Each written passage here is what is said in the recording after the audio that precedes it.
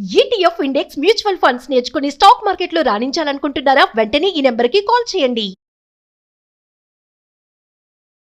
నమస్కారం. మనం రకరకాల పంచతంత్ర కథలు చెప్పుకుంటున్నాం. ఇంచుమించు చివరికి వచ్చేసాం. ఈ చివరి భాగమైన అసమీక్ష కారకత్వంలోంచి ఒక మంచి కథ చెప్పుకుందాం. పూర్వం విజయవర్ధనుడు అని ఒక రాజుగారు ఉండేవారు. ఆయనకి మౌక్తిక అని చక్కని చుక్క ఒక అమ్మాయి ఉండేదట. అయితే ఈ అమ్మాయి అంతఃపురంలో కొంచెం 14-15 ఏళ్ళు వచ్చిన పిల్ల, తల్లి దగ్గర కాదు, సెపరేట్ అంతఃపురం ఉంది. తెల్లవారుజామునే ఒక భూతం వచ్చేదట. ఆ భూతం వచ్చి రాజకుమార్తె నువ్వు ఎంతో అందంగా ఉన్నావు, నన్ను పెళ్లి చేసుకో అనేది. పిల్ల భయపడి ఏడిచి గందరగోళ పడేది. కానీ ఈ అమ్మాయికి వాళ్ళ ఆస్థాన వైద్యుడు, భూత వైద్యుడు ఒక ఆయన ఒక తాయెత్తు ఇచ్చాడు. ఈ తాయెత్తు వల్ల ఏంటంటే ఒక మంత్ర వలయం ఉంటుంది ఆ అమ్మాయి చుట్టూ ఉండటం వల్ల ఈ భూతం పరిగెత్తుకుంటూ పోయి రాజకుమార్తెను పట్టుకోలేదు, కొంచెం యువతలు నిలబడుతుంది అనమాట. ఎందుకంటే ఆ మణికట్టులోకి కట్టున్న తాయెత్తులో నుంచి మంటలు వస్తాయి, అందుకని యువతల నుంచుండేది. ప్రతిరోజు తెల్లవారుజామున వచ్చి నన్ను పెళ్లి చేసుకో అని అడుగుతూ ఉండేది. రాజకుమార్తె భయపడి ఏడ్చేది. కాసేపు తెల్లారాక భూతం పోయేది. ఈ అమ్మాయి కాసేపు పడుకుని లేచి ఊరుకునేది, చెప్పేది కాదు. ఒకనాడు ఏమైంది, ఈ సమయం ఏవో పండగలు వస్తాయి, పొద్దున్నే నిద్ర లేవాల్సిన పండగలు. ఆ పండగ వేళలో ఒక చెలికత్తి వచ్చి రాజకుమార్తెని నిద్ర లేపబోయింది. రాజకుమార్తెకి మెలకు వచ్చేసరికల్లా భూతం కూడా వచ్చింది. రాజకుమార్తె వణికిపోతాం. ఈ లేపడానికి వచ్చిన చెలికత్తి ఆశ్చర్యపోయిన, చెలి ఎందుకమ్మా అట్ట వణికిపోతున్నావు, అంత చలిగా కూడా లేదు ఏమిటంటే, ఈ అమ్మాయింది రాజకుమార్తె మౌక్తిక, అది కాదే చూడవే అక్కడ భూతమే అని చూపించింది.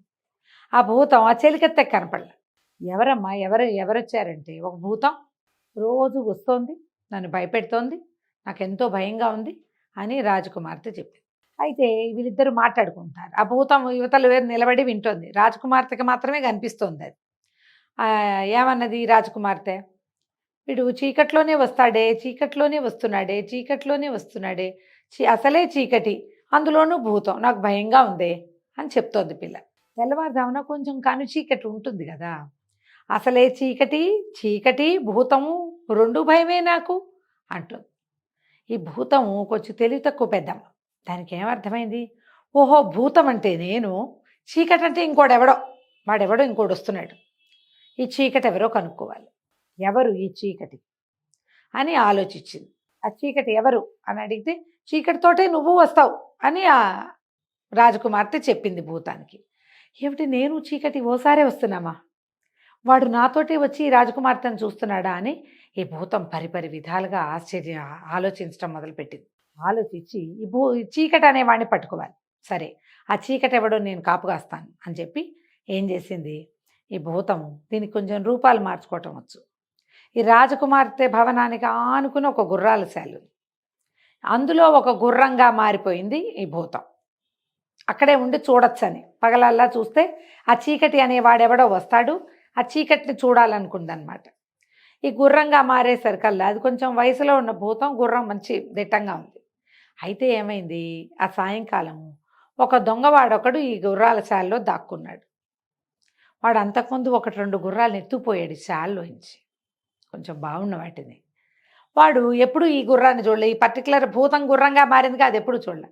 వాడు చూసి ఆశ్చర్యపోయాడు, అరే భలేగా ఉంది, ఇంత దుక్కలాగా ఉన్న గుర్రాన్ని ఈ మధ్యకాలంలో చూడలేదు, ఇవన్నీ కొంచెం సామాన్యంగా ఉన్నాయి, దీన్నే ఎత్తుకుపోదామని చటుక్కున ఒక్కసారి లంఘించి ఆ గుర్రం మీద ఎక్కాడు. కానీ గుర్రం రూపంలో ఉన్న భూతం హడిలిపోయింది. అయ్య బాబాయ్ వీడేనేమో చీకటి, నేను రాజకుమార్తె కోసం వస్తున్నాను అనుకుని నా మీద ఎక్కాడు అని వాడిని పడదోద్దామనుకో. ఎప్పుడైతే పడదోద్దామని గుర్రం పడేయటానికి ప్రయత్నం చేస్తోందో, ఈ దొంగవాడు ఒక మంచి కటికవాడు, వాడికి ఇప్పటికీ 2 గుర్రాలను దొంగిలించిన అనుభవం ఉంది. వాడు చేతిలో ఉన్న కొరడ పెట్టి చెళ్ళుమని గట్టిగా కొట్టేశాడు. గుర్రాన్ని కొట్టేసరికల్లా భూతం ఆ దెబ్బను తాళలేకపోయింది, భయమేసేసింది దానికి, సకిలిస్తూ పరిగెత్తింది. దొంగ ఎంత కంట్రోల్ చేసినా గుర్రం ఆగదు. వాడు కొట్టిన కొందికి అది భయపడి ఇంకా పరిగెడుతుంది. కొంతమంది భయపడితే ఎక్కువ యాక్టివ్గా అవుతారు, ఒక్కొక్కళ్ళు ఏంటి భయం వేస్తే బిగుసిపోతారు, ఒక్కొళ్ళు ఓవర్గా అరిచి కేకలు పెడతారు. మన గుర్రం రూపంలో ఉన్న భూతం అలాంటిది అనమాట. అది ఇంకా పరిగెత్తేయటం మొదలుపెట్టింది, పిచ్చిగా పరిగెత్తేస్తోంది. ఈ దొంగకి అర్థం కాలేవు, నాయనో దీనికి ఏం మదం ఎక్కిందో, ఏం పిచ్చెక్కిన గుర్రమో ఇది, అసలు దీన్ని ఎక్కడి నుంచి తెచ్చారు, 3 రోజుల నాడు నేను వచ్చినప్పుడు ఇది లేదు, ఎక్కడి నుంచో వచ్చింది, ఇది మొకురు గుర్రం పిచ్చ గుర్రమో ఏమిటో, దీని నుంచి ఎట్లా తప్పించుకోవాలి వాడికి తెలియలా ఏం చెయ్యాలో. వాడు కొట్టిన కొద్దీ అది రెచ్చిపోయి పరిగెత్తేస్తోంది. అది ఒక అడవి వైపు దారి తీసేసింది. యాక్చువల్ వీడి ప్లాన్ కూడా అడవిలోకి వెళ్ళిపోవాలనే, గుర్రాన్ని వేసుకుని వెళ్ళిపోదామని. ఈ భూతానికి తన మీద ఉన్న చీకటి గాడిని ఎట్ట తప్పించుకోవాలో తెలియటల్లా. అది పరిగెత్తిన కొద్దీ వాడు కొడుతున్నాడు. పరిగెడితే భయపడి వదిలేస్తాడు అనుకుంటే వింటల్లా వాడు కొడుతున్నాడు. వాడు కొట్టిన కొద్దీ అది పరిగెడుతుంది. సరే ఈ దొంగవాడు ఏమనుకున్నాడు, అమ్మో ఈ గుర్రం మీద ఉంటే దెబ్బలు తగిలేస్తాయి, ఇట్లా కాదు ఓ పని చేద్దాం, ఏదన్నా చెట్టు కొమ్మ సలీసుగా చూసుకుని దాని మీద ఎక్కిపోదాం అనుకున్నాడు. గుర్రం అడవిలోకి లోపలికి వెళ్తుంటే వీడు ఏం చేశాడు, పైనుంచి ఒక పెద్ద రావి చెట్టు కొమ్మలు కిందకుంటే గభాలను ఒక కొమ్మ చేత్తో పుచ్చుకున్నాడు.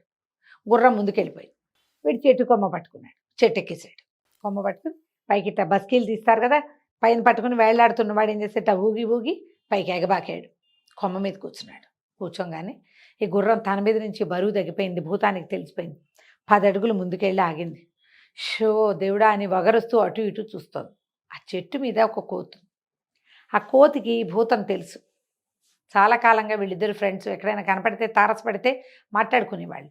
ఆ కోతి వేకవేక నవ్వుతూ అడిగింది, ఏమిటో ఎలా పరిగెడుతున్నావు, వీడు ఒట్టి మనిషి, వాడిని చూసి భయపడతావేంటి నువ్వు, ఇలాంటి వాళ్ళని 5-6 చెలరైపోగలవు వాళ్ళ మీద, నువ్వు వాళ్ళని ఏదైనా చేసేయగలవు, తుక్కు రెగొట్టేయగలవంది. అనగానే భూతం తెల్లబోయి, ఏమిటి వీడు మనిషా, చీకటి కాదు అని అడిగింది. చీకటేమిటి నీ తలకాయ, వీడు మనిషి, వాడే వగరుస్తున్నాడు, నువ్వు వాడిని ఏమైనా చేయొచ్చు, వెనక్కి తిరిగి వీడు అంతు చూడు అన్నది కోతి.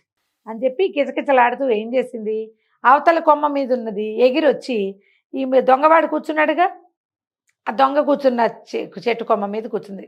కిచ కిచ కిచ అంటూ వీడి సంగతి చెప్పు, వీడి పని చెప్పు అనగానే మనిషి కొళ్ళు మడిపోయింది దొంగవాడికి. వస్తే దేని మొహం మండా, కోతి మొహంది, ఆ గుర్రం దాని దారిని అది పోయేది, ఇది పోయి ఇది కోతి మొహంది గుర్రాన్ని రెచ్చగొట్టింది, ఇప్పుడు అది నా మీదకి వస్తుందో ఏమిటో అని వీడు చూస్తుండగానే ఆ గుర్రం కాస్త భూతంగా మారిపోయింది. వాడికి అర్థమైంది, అమ్మ కొంప మునిగిపోతుంది, ఇంకేముంది, ఈ కోతి వల్లే ఈ సమస్య వచ్చింది, ఈ భూతం నా మీదకి వస్తుందని ఏం చేశాడు, తన పక్కన కూర్చుందిగా కోతి, దానికి చేతికి అందేది అంత దూరంలో ఉంది, దాని తోక వేళ్లాడుతోంది కిందకి చెట్టు మించి. వీడు చటుక్కుని చేయి చాచి దాన్ని తోక పట్టుకుని తోక కొరికేశాడు. కోతి కొరకంగాని కేవ్వుమంది కోతి. ఎప్పుడైతే ఆ కోతి తోక కరుస్తున్నాడు, వాడు కొరుకుతున్నాడో ఆ భూతం ఆగిపోయింది. ముందు దూకుదామనుకుంది కోతి ఇచ్చిన ధైర్యంతో, దూకి ఈ మనిషి సంగతి చూద్దామనుకుంది. కానీ దాన్ని భయం వేసింది, వీడు కోతిని తినేసేలాగున్నాడే, ఎక్కడైనా మనుషులు కోతుల్ని తింటారా, ఎక్కడైనా చూసామా ఎప్పుడైనా, కోతిని కొరుకు తినేస్తున్నాడు. భూతం మళ్ళీ హడిలిపోయి కేకలు పెడుతూ, ఓ నాయనా కోతి, పిచ్చి కోతి, నీ తోక తినేస్తున్నాడు వాడు, కాసేపట్లో నిన్ను నవిలేసి నన్ను కూడా నంచుకొని తింటాడు, నేను మాత్రం ఇక్కడ నుంచోను, వీడు చీకటి కాడు, నాకు చాలా భయం అని చెప్పేసి భూతం పరిగెత్తింది. కోతికి కూడా ఒక క్షణం తెలియలే, తర్వాత అర్థమైంది తన తోకనే పెడుతోంది. తోక వదిలించుకుని అది భూతం వెనకాల పరిగెత్తింది. బతుకు జీవుడా అని పైన చెట్టు మీద ఎక్కిన దొంగ నిదానంగా చెట్టు దిగి నడుచుకుంటూ పోయాడు. కానీ ఆ గుర్రం రూపంలో అక్కడి నుంచి పారిపోయిన భూతం మళ్ళీ ఏనాడు మౌక్తిక దగ్గరికి రాలి. ఎందుకంటే మౌక్తికకి చీకటితో స్నేహం. ఆ చీకటి అనేవాడు మౌక్తికని పెళ్లి చేసుకోవాలనుకుంటుంది. భూతానికి అట్లా అర్థమైంది, నువ్వు ఒక అందుకు పోతే నేను ఒక అందుకు తాగానని, అదేదో జరిగితే దీనికి ఇట్లా అర్థమైందనమాట. ఇప్పుడు చూడండి, భూతం కొన్ని రోజులుగా యువరాణి దగ్గరకు వస్తుంది. అది ఆలోచించిందా, ఆలోచించింది, తెలివి తక్కువగా హేస్టీగా చేసింది నిర్ణయం, చేసేసి గుర్రం రూపం దాల్చింది. అక్కడి నుంచి దొంగ వచ్చి ఎక్కాడు. వాడు మనిషి దొంగ ఇంకోట ఆలోచించలే, వెర్రెక్కిపోయింది, ఒళ్ళుపై తెలియకుండా పరిగెత్తింది. ముందు వెనక ఆలోచించని వాళ్ళకి ఇలాగే అవుతుంది. ఎప్పుడు ఏ పని చేస్తున్నా ప్రతి దానికి ముందేమిటి వెనకేమిటి, అసలు ఇది ఎంతవరకు కరెక్ట్ అనేది ఆలోచించి పనిచేయమని రాజకుమారులకి విష్ణు శర్మ గారు తెలియజేశారు. కథ కంచికి మనం ఇంటికి.